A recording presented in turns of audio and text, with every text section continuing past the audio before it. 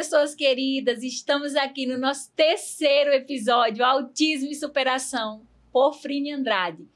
Eu sou psicóloga clínica, especialista em autismo e idealizadora do projeto Instituto Dimitri Andrade, que tem transformado vidas há mais de 9 anos. E eu estou muito feliz e honrada por dividir esse espaço com a Carla Simão, que é fonoaudióloga com especialização em comunicação aumentativa e alternativa, é consultora em diversidade e inclusão e atua na Secretaria Municipal da Pessoa com Deficiência do Rio de Janeiro. É membro da Sociedade Internacional de Comunicação Aumentativa e Alternativa, Isaac Brasil. Carla, seja muito bem-vinda. Muito obrigada. Eu sou fonoaudióloga, né? Eu sou uma mulher branca, eu sou de baixa estatura, tenho mais de 50 anos, eu tenho cabelos castanhos longos, estou vestindo uma roupa, estou de batom, uso óculos, estou vestindo uma roupa preta e um blazer verde escuro. Vou aproveitar também para fazer a minha autodescrição. Eu sou uma mulher declarada branca, tenho 1,58 m, tenho cabelos achacolatados, olhos esverdeados, estou levemente maquiada, usando uma camisa branca com um símbolo do autismo infinito e uma calça azul escuro. Gostaríamos de conversar sobre comunicação alternativa e aumentativa. Começa, Carla, explicando para as pessoas que estão chegando agora no canal ou que estão tendo seu filho recém-diagnosticado, seja ele com autismo ou com alguma necessidade específica, neurodivergente, do que se trata a comunicação alternativa e aumentativa? Pois bem, como o nome mesmo já diz, né? Comunicação aumentativa e alternativa é um recurso de tecnologia assistiva que é garantido na Lei Brasileira de Inclusão, né? Então, ele é utilizado por pessoas que não usam a fala para se comunicar.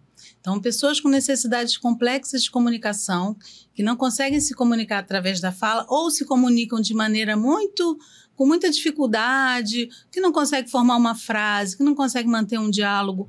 Então, é um recurso que ele pode estar disponível em pranchas, que a gente chama de pranchas de comunicação alternativa, né? Que é um material impresso, plastificado. Pode ter cadernos, pode ter fichários, tem vários formatos, tem vários métodos. Ele pode também estar em alta tecnologia, né? Num recurso, por exemplo, num tablet, num iPad. E cada dia mais surgem novos aplicativos. Há uns anos atrás era muito difícil, eram poucos, eram caros. Hoje em dia existem muitas possibilidades gratuitas. Mas a gente, enquanto fonoaudióloga, tem que ter o cuidado, né, de falar. É importante as pessoas entenderem que não é qualquer pessoa, que você não vai comprar ou baixar gratuitamente um aplicativo, que isso vai fazer com que a comunicação alternativa aconteça. Na verdade, tem que ser todo um trabalho feito individualmente para aquela pessoa, especialmente para aquela pessoa, né?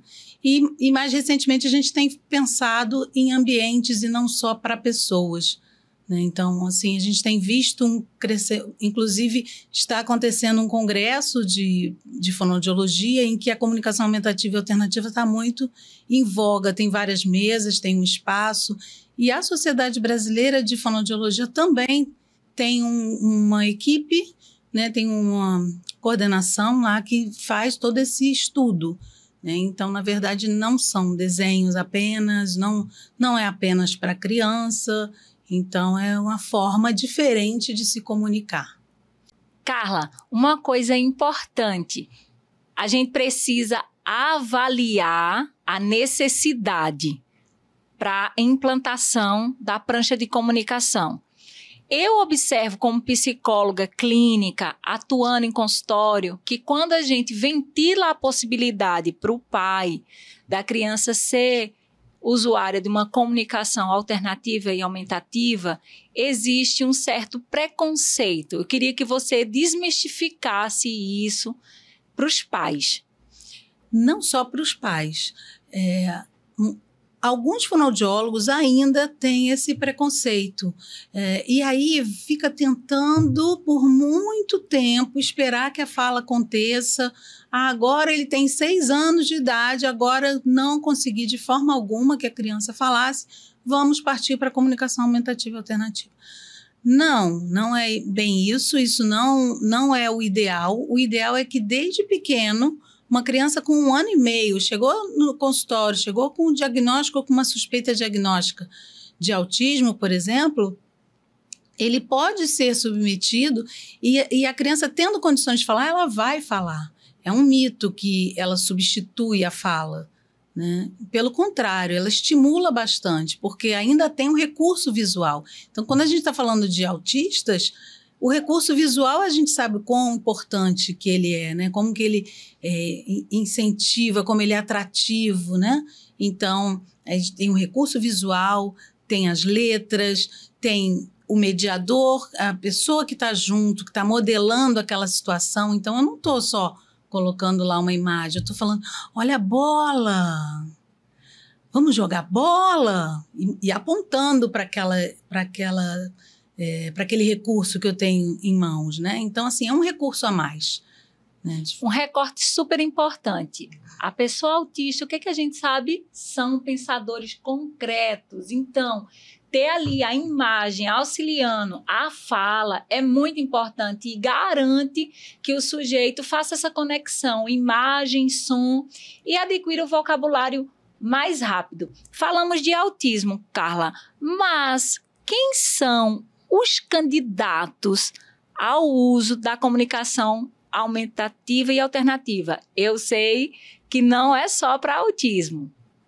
Pronto. Então, quando a gente fala em pessoas com necessidades complexas de comunicação, você tem pessoas que perderam a voz, perderam a possibilidade de falar por um acidente vascular encefálico, pessoas com paralisia cerebral, né? E a gente também fala de adultos, não são só crianças, né? Pessoas com demências que vão perdendo a possibilidade. Então, tem inúmeras síndromes, né? Na época da Covid, muitas pessoas em CTI com traqueostomia, que não conseguiam se comunicar. Então, foi uma época que se usou muito a comunicação aumentativa e alternativa pelo Brasil. Assim.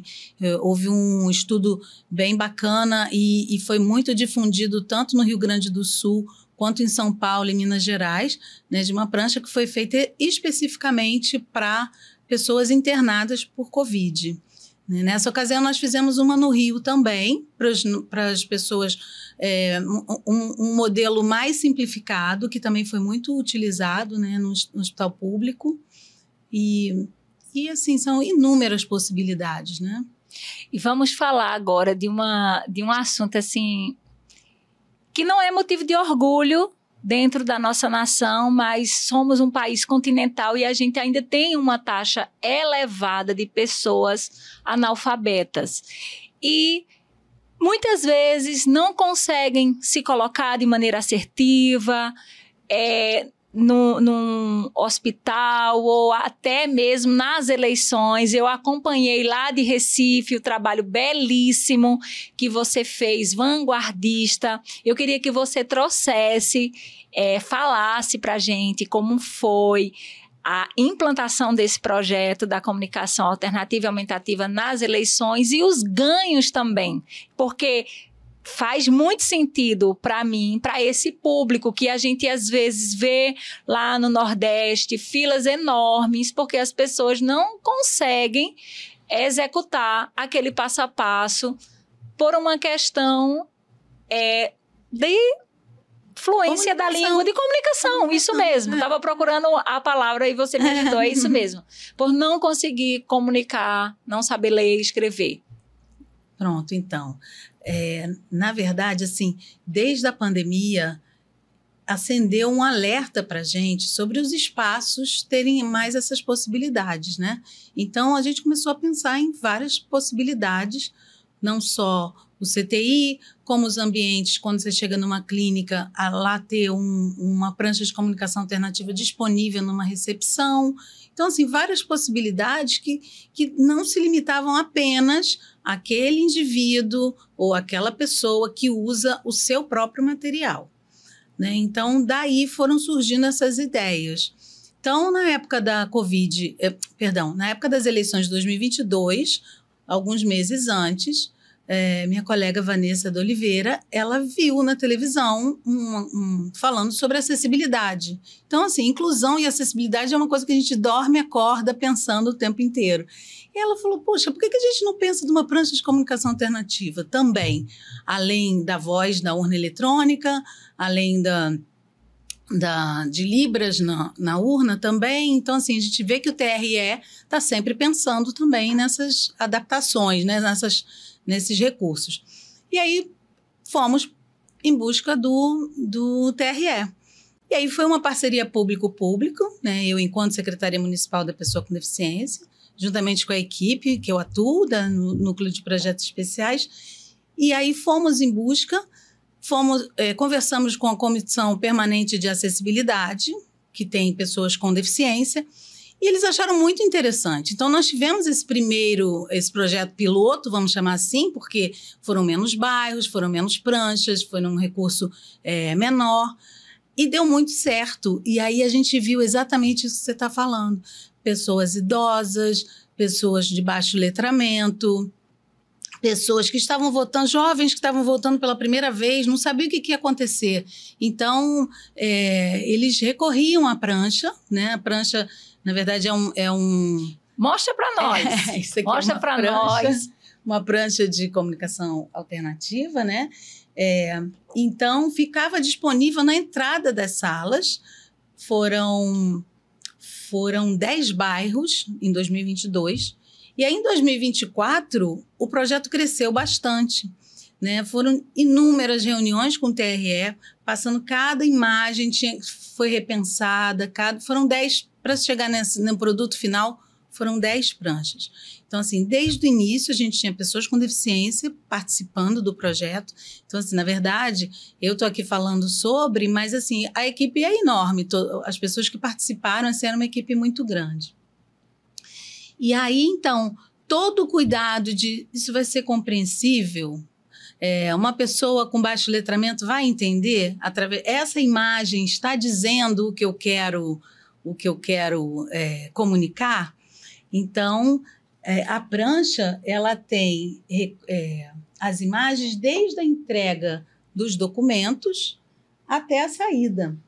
E aí, a novidade para 2024 foram duas, assim, mais importantes, né? A primeira que a gente conseguiu a impressão em tamanho A3, então era um cartaz grande na entrada de todas as salas. A segunda é que foram 10 zonas eleitorais, né? Maravilha! E depois aqui, ó, um QR Code, que nesse QR Code a gente tem audiodescrição e Libras. Que maravilha! E aí, o que nos deixou muito feliz também é que a voz que gravou a audiodescrição é a voz da urna eletrônica, que estava em todo o país, que é uma mulher cega, é a Sara Bentes, tem uma voz linda, por sinal, e ela é a dona da voz Letícia, que é a voz que tem em todas as urnas, ela também gravou, e nessa audiodescrição é descrito todo o processo, desde que a pessoa chega na sala até a finalização e o voto. E também Libras, né?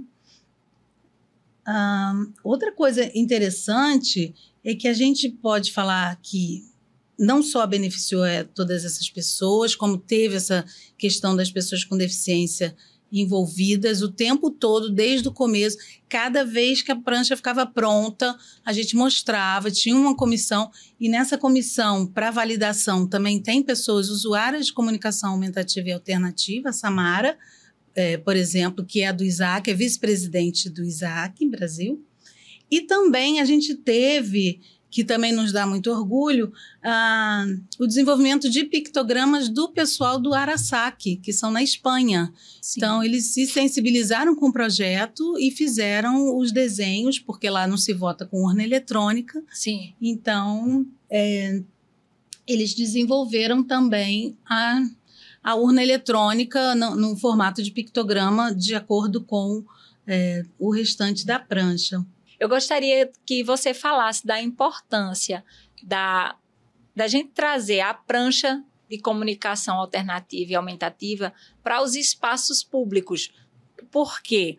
Quando você pontua que a prancha ela está ali no cotidiano, é diferente do usuário que já tem a sua. Qual é a diferença? Explica.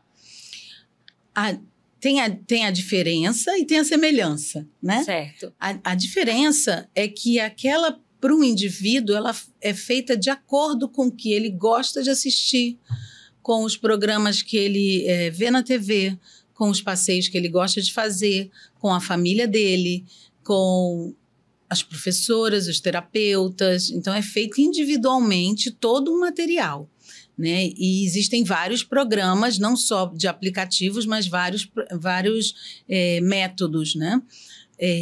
E a diferença dos espaços públicos é que a gente pensa no usuário que vai chegar lá e ele vai precisar daquelas informações para acessar aquele serviço. Então, para cada local que a gente vá, não só para cada instituição, mas para cada espaço, a gente vai pensar assim, o que você conversa com essa pessoa? Quais são as perguntas que as pessoas fazem? Então, não adianta eu conversar com o diretor, se eu vou falar sobre a bilheteria, eu tenho que conversar com o bilheteiro. Sim. O que você pergunta? Qual é a dúvida que o visitante traz? E a semelhança é que a gente usa pictogramas de comunicação aumentativa e alternativa que tem, por exemplo, na prancha do João. E aí, quando o Pedro chega num museu que tem lá uma prancha gigante com as imagens que o João tem na prancha dele, o Pedro vai falar, nossa, eu já vi isso na mesa do meu amiguinho. Isso começa a ficar uma coisa mais fluente, mais fluida, mais frequente para as pessoas, né? E até mesmo para quem não tem a necessidade do apoio, da comunicação, passa a ser familiar. Isso. Né? Então, também psicoeduca o cidadão comum, que não tem uma necessidade de apoio. Então, acho muito interessante. Trazendo para o público que eu atuo, pesquisa mostra que 78% das crises agressivas no autismo são desencadeadas por uma incapacidade na comunicação. Como a prancha pode ajudar? Sim, exatamente. Então, assim, às vezes o sujeito está numa crise, ele quer fazer xixi, né? Ele não tem como comunicar aquilo e ele morde quem está perto, ele bate, ele começa a agredir fisicamente até, porque ele quer resolver aquele problema que ele não consegue, muitas vezes, nem perceber no próprio corpo, mas que tem algo muito incomodando muito a ele, né? Então, uma prancha permite com que ele aponte lá, eu quero ir ao banheiro. Então, nós temos projetos em escolas também com esse intuito, né? Com esse intuito que nas salas de aula tem, quero ir ao banheiro, eu quero beber água, eu estou com fome, é hora de ir embora, é hora de guardar o material. Mostra pra gente a prancha. Essa aqui que eu estou mostrando é uma prancha que tem num parquinho de uma escola municipal no Rio de Janeiro. E ela tem tamanho bem grande, então todas as crianças acessam essa prancha e faz o maior sucesso.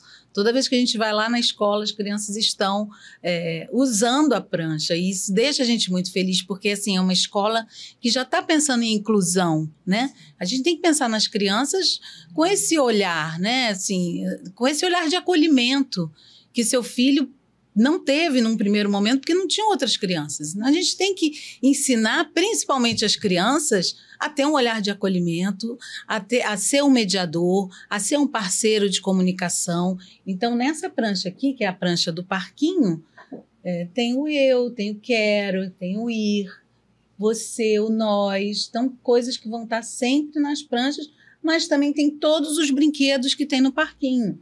Então, é o trepa-trepa, o balanço, é a gangorra. Então, eu quero falar outra coisa, eu quero ir ao banheiro, eu quero mais.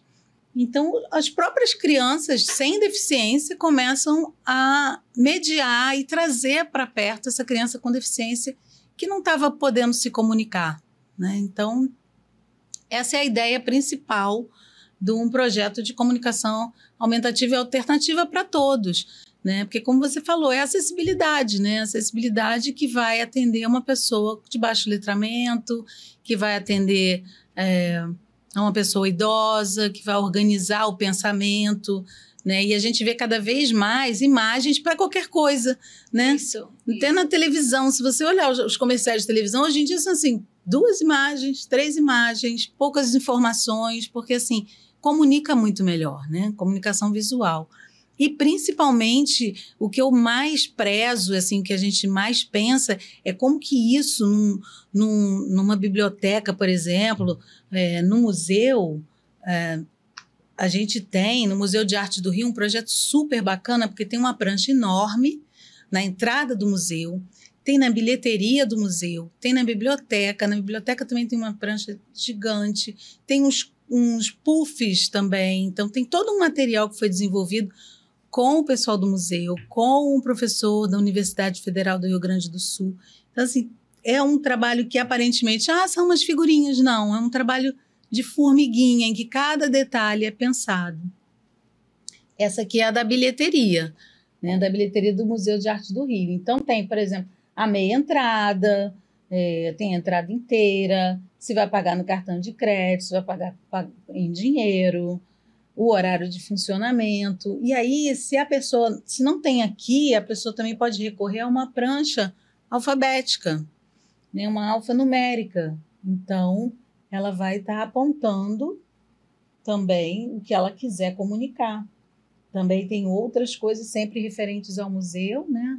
Os funcionários, crianças até 5 anos, vizinhos do museu, pessoas com deficiência, pessoas que têm acesso a algum tipo de desconto, né? Então, é um trabalho assim que nos alegra muito. Inclusive, a gente sempre coloca uma imagem de uma pessoa com deficiência, de uma pessoa preta, de uma pessoa... Não tem que ser só... A própria prancha, ela é pensada de forma inclusiva. Maravilhosa. Diversa e inclusiva. Neurodiversa, inclusiva. E pensando que, no primeiro momento, esse usuário é criança e a gente precisa convencer ou mostrar para os pais que, neste momento, é a melhor forma de intervenção para aquela pessoa, para aquela criança, para aquele adulto. Como é que a gente pode desmistificar esse preconceito, os mitos que são gerados em torno da comunicação aumentativa e alternativa? Eu penso que quanto mais frequente os espaços, quanto maior a frequência de acesso nos espaços, sejam eles públicos, sejam eles privados, sejam um lugar que a criança vai brincar, a clínica que a criança frequenta, a escola. Eu acho que existe um trabalho gigantesco que se pode fazer nas escolas, para os ambientes, né? Esse projeto das escolas, são 13 escolas municipais, a gente tem um projeto com a Secretaria Municipal de Educação, e o nosso projeto chama Ambiente Escolar Inclusivo, porque não é só sobre comunicação aumentativa e alternativa, é sobre sensibilizar famílias, todas as famílias, né? Sensibilizar crianças, isso é o mais fácil. Verdade. E a equipe escolar como um todo, assim, toda a equipe escolar. Porque esse tratamento, essa troca, essa comunicação, então tudo isso tem que estar mais fluido. Então, o nosso sonho é que isso tenha cada dia mais em muitas escolas, e aí fica mais fácil para a mãe da Maria, quando chegar lá na escola nova que ela chegou, tem prancha em todo canto, Fono falou isso, talvez faça sentido. Exatamente. Né? Porque é muito comum chegar num tratamento, chegar num consultório, numa clínica, falar, não, desculpa, mas comunicação, não fala em comunicação alternativa, isso não é para mim. Né? Então, é um caminhozinho lento que a gente vem galgando, né? Mas tá crescendo. Eu posso falar com propriedade, porque meu filho é usuário de comunicação alternativa e aumentativa, e a gente teve muitos ganhos, principalmente no que diz respeito às desorganizações comportamentais. Porque, por vezes, ele tinha um desejo, a gente ficava funcionando como detetive. Ah, é isso que você quer? É aquilo que você quer? E se eu posso pontuar um arrependimento, é que eu vim de um movimento onde eu passei por fonoaudiólogos que acreditavam justamente nisso. Acreditava que a comunicação poderia deixar ele preguiçoso, poderia fazer com que ele demorasse cada vez mais a falar. E no caso do meu rapaz, né, nível 3 de suporte, 17 anos, ele não desenvolveu a linguagem, ele fala pouquíssimo, somente para ter as necessidades atendidas, mas quando ele está com a comunicação alternativa, ele consegue montar frases. Então, isso foi um ganho para nós. Então, eu aconselho a você experienciar. Quando a gente conhece uma pessoa com autismo, a gente conhece apenas uma pessoa com autismo. Não é uma receita de bolo. Mas o que nós podemos garantir, vou me atrever, Sim. É que quando a pessoa consegue comunicar, ela se organiza, ela se acalma, ela consegue se sentir aceita também, não é, Carla? Porque, poxa, você está entendendo o que ela quer e você está respondendo a ela em tempo real. Você não vai estar ali tateando, procurando entender. Então, eu tenho uma história de sucesso com a comunicação alternativa e aumentativa e aconselho os pais a experienciar. Essa é a minha orientação como profissional também. Lá no Instituto, Carla, a gente não espera a criança falar. A gente já entra com os 2 protocolos. A gente faz a estimulação fonoaudiológica formal, mas a comunicação alternativa e aumentativa. E a gente tem dados para comprovar que se aquele solo for fértil, né, se a capacidade de linguagem estiver preservada, essa criança vai falar e ao passar de 7, 8 meses, 1 ano e meio, ela vai se despedir desse apoio, dessa comunicação e vai falar. Você, como especialista, o que é que você endossa, discorda, o que é que você acha? Com certeza, na verdade, quando você falou de seu filho, eu ia aproveitar e fazer a pergunta da clínica, né? Porque na clínica a gente vê exatamente isso, né? Se ele engajar e não precisar mais, pode ser um recurso temporário, mas ele também pode ficar sempre precisando daquele recurso, e tudo bem também, são formas alternativas. Eu acho que essa questão de precisa falar a qualquer custo tem que ser eu acho que tem que ser algo que a gente tem que repensar, né? Por que a gente deseja tanto uma forma, uma norma padronizada? Se ele consegue se comunicar por um recurso e ele fica ali ok, tá tudo bem também. A gente não precisa exigir tanto. A questão da potencialidade de cada um, do talento de cada um, ou da forma de ser de cada um, a gente tem que respeitar. Como você disse, cada indivíduo é único, né?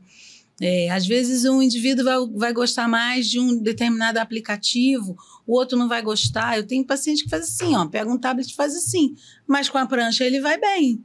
Então, com a prancha física, né? Então, a gente tem que entender, disponibilizar e ter um olhar mais complacente para as formas divergentes de ser, né? Maravilha. Carla, me fala uma coisa, a comunicação alternativa e aumentativa, ela favorece o processo de alfabetização? Isso foi uma dúvida que me chegou. Sim, ela favorece, ela apoia, e dependendo do profissional, a gente tem profissionais em salas de recurso, aqui no Rio de Janeiro tem a rede municipal tem muitas salas de recurso, e agora esse ano 2024 já ampliou mais ainda Eu não vou saber te precisar quantas salas, mas é muita coisa. Então, são salas de recursos que têm material suficiente para o uso da comunicação alternativa para apoiar a alfabetização, né? Porque a comunicação aumentativa e alternativa, ela não é só sobre a fala, ela também é sobre a escrita, né? E pode apoiar a alfabetização, pode apoiar a questão da formação de palavras, de frases, né, com apoio visual. Então, cada vez mais a gente sabe que existe uma preocupação, um comprometimento de profissionais da área da educação também com esse olhar para esse recurso na alfabetização. E que o desejo do meu coração, Carla, é que a gente possa expandir esse projeto tão eficaz aqui no Rio. Eu já entrei em contato, já passei esse documento para várias pessoas lá em Pernambuco, na tentativa que a gente consiga expandir para todos os locais do Brasil. Porque do TRE, né? Do TRE sim. E também das pranchas de comunicação, de uma forma geral, porque os nossos filhos, nossos pacientes, eles são cidadãos de direito, como todos os outros. Eles saem para comprar, mas o comércio não consegue entender o que é que ele quer. Uma refeição, então ter isso em formato de cardápio seria um facilitador muito grande para nós. Então, o que é que você vê no futuro para a gente conseguir mais coisas através da comunicação alternativa e aumentativa em outros espaços públicos? Você acha que é uma crescente? Eu acho. E assim, cada vez que a gente troca mais, né, o advento da internet, do Instagram, a gente tem visto projetos muito bacanas. Eu vi recentemente num clube de futebol. Os próprios aeroportos também já estão usando recursos numa sala sensorial. Então, eu acho que é um movimento e que a gente tem que estar junto. A gente tem que estar alerta, tem que estar junto, porque eu acho que é um movimento que é importante e é super necessário.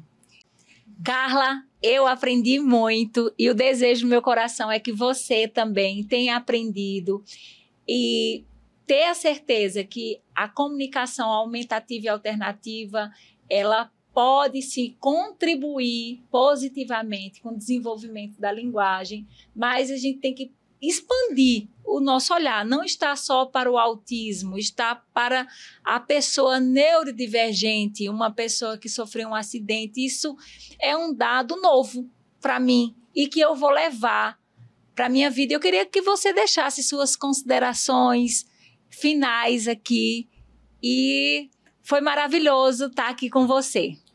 Maravilhoso foi para mim, uma honra.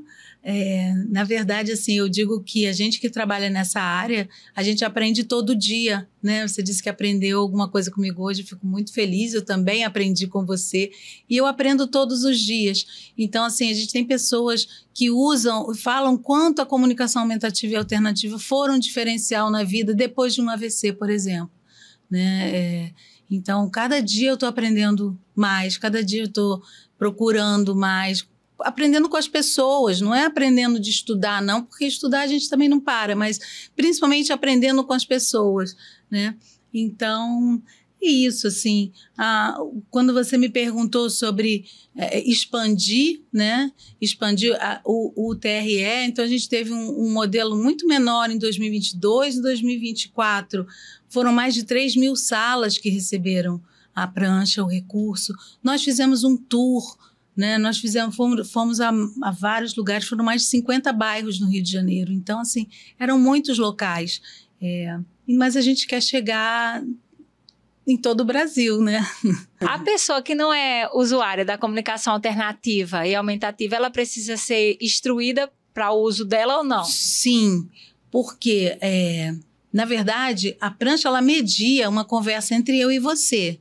Se você quer me ensinar a usar e eu não sei, e você apontar para fazer as perguntas, Então, você trouxe o seu documento? Cadê o seu documento, por exemplo? Ou numa outra prancha? Olha, agora é você que vai jogar. Agora sou eu. E aí, você fazendo esse movimento para me ensinar, né? Qualquer indivíduo ele aprende por modelagem, né? Você é modelo de fala para mim. Você é um modelo de comunicação alternativa para mim. Então, sim, a gente precisa estar conversando com todo mundo que vai usar o sistema, né? A família, a escola, né?